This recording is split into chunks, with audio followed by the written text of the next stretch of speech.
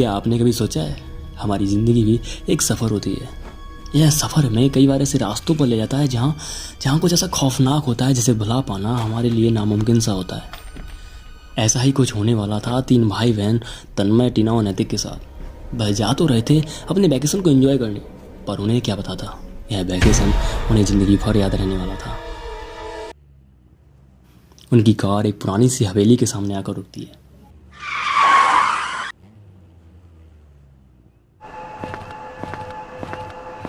वह तीनों उस हवेली के अंदर जाते हैं। टीना कहती है, तन्मय भैया आपको तो हिस्ट्री में जरा भी इंटरेस्ट नहीं है, फिर आपको इस जगह के बारे में कैसे पता चला?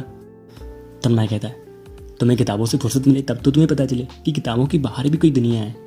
टीना कहती है, पर भैया मेरे हिसाब से तो सारी नॉलेज किताबों में ही होती है।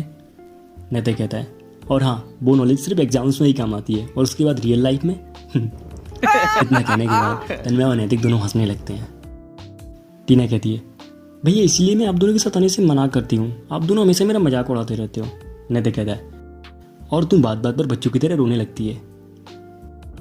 टीना कहती है, वैसे भैया हम किसी हिल स्टेशन पर क्यों नहीं गए, वहाँ पर और भी ज़्यादा मज़ा आता।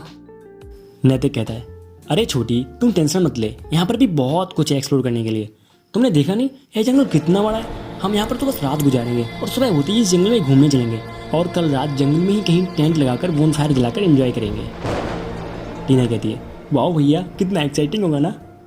तन्मय कहता है, नैतिक भाई अंधेरा होने वाला है, हमें चलकर चेक करना चाहिए कि यहाँ लाइट है या नहीं, क्योंकि अगर यहाँ लाइट नहीं होगी तो हमें कुछ और इंतजाम करना होगा। नैतिक कहता है, हाँ चलो चलकर चेक करते हैं। वह दोनों लाइट चेक करने चले जाते हैं। अब टीना हॉल में अकेली थी, पता नहीं क्यों पर यह घर उसे बहुत ही अजीब लग रहा था। वह अपने चारों ओर देख रही थी। तभी उसकी नज़र एक कमरे में पड़ती है। उस कमरे में कुछ किताबें रखी हुई थी। कमरे में तो अंधेरा था, पर हाँ किताबों पर कहीं से थोड़ी रोशनी पड़ रही थी, इसलिए वो किताबें उसे नजर आ रही थी। वह उस कमरे में जाती है।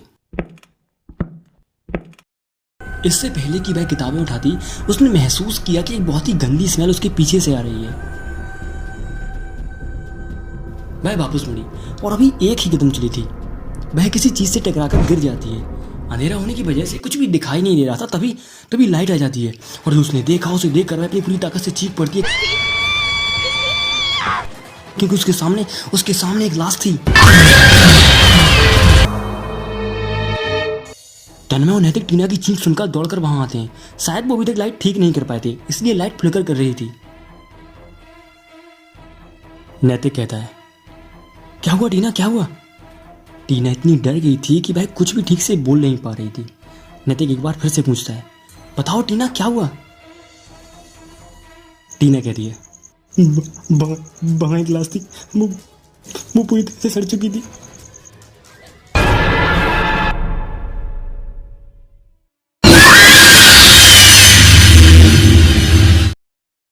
नैतिक कहता है, क्या लाश? पर यहाँ पर तो कुछ भी नहीं है। नैतिक इतना बोलते ही उस रूम की लाइट चली जाती है, जिससे टीना और ज़्यादा डर जाती है। टीना कहती है, भैया मेरा यकीन करो भैया, मैं सच बोल रही हूँ, वो यहीं पर थी, वो बिल्कुल मेरे सामने थी भैया, बहुत गंदी बदबू आ रही थी। तन्मय अपने हाथ से उसी ओर इशारा करते हुए कहता है, अच्छा अगर वो लाश यहाँ थी तो फिर वो कहाँ गई? तन्मय को ऐसा महसूस होता है जैसे उसका हाथ किसी चीज़ से टकराया हो, और वह किसी से कुछ भी नहीं कहता है। वह टीना को जैसे तैसे समझाकर नैतिक के साथ हॉल में आ जाता है।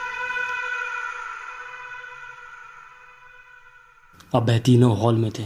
टीना सोफे पर बैठी हुई थी और वह दोनों खड़े हुए थे। उन्होंने हॉल में कैंडल जला ली थी।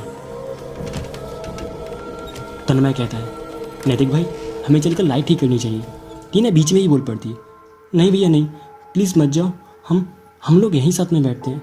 तन्मय कहता है, टीना प्लीज़ बात को समझो, हमारे पास सिर्फ यही एक कैंडल है, अगर यह भी ख़त्म होगी तो तुम्हें पूरी रात अंधेरे में गुजारनी होगी, फिर पूरे घर में अंधेरा होगा, क्या तुम अंधेरे में यहाँ पर रुक पाओगी?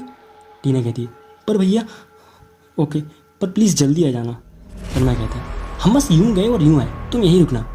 तन्मय और नैतिक लाइट ठीक करने के लिए जाने लगते हैं। तन्मय बीच रास्ते में नैतिक को रोककर कहता है, नैतिक भाई मुझे तुमसे कुछ कहना है। नैतिक कहता है, यार जल्दी करो, टीना वहाँ अकेली है।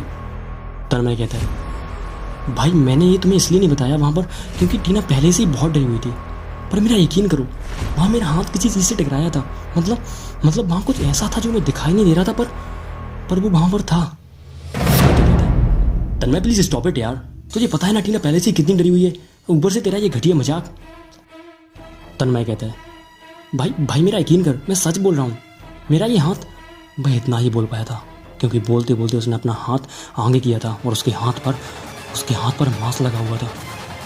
तन्मय और नैतिक को यह समझ नहीं आ रहा था कि क्या करना चाहिए। वह दोनों एक दूसरे की तरफ देखकर बिना कुछ कहे ही दौड़कर टीना के पास जाकर बैठ जाते हैं। इससे पहले कि टीना कुछ बोल पाती, नैतिक टीना से कहता है तुझे घर चलना था ना, तो चले। टीना कहती है लेकिन इस टाइम।